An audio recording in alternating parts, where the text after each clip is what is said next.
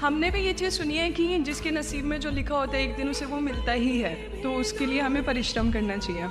तो सर एक इनके बीच में क्या एक थिन लाइन नहीं है कि हमने सोचा जैसे 71st डे पर मुझे ऐसा लग रहा है कि अब मुझसे और नहीं होगा, अब मैं नहीं करूँगी। माना कि वो गिव अप भी कहा जाता है, लेकिन अगर मेरे नसीब में है कि नहीं यार कल ये तुझसे हो जाएगा, अगर मैं कोई भी टास्क कर रही हूँ कल ये कंप्लीट होगा, लेकिन मैं सोचूँ नहीं मेरे से ये प्रेशर नहीं हो रहा, I should let go this, I should start some other thing.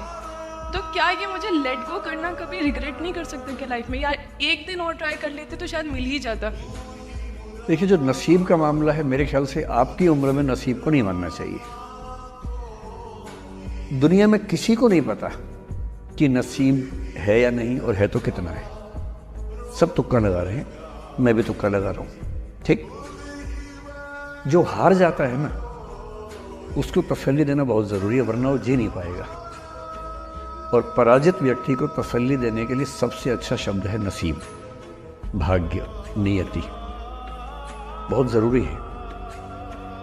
और इसलिए एक उम्र के बाद गीता का सार पढ़ना बहुत ज़रूरी है। समझना पड़ता है कि सब कुछ हमारे हाथ में नहीं होता है, सच में नहीं होता है।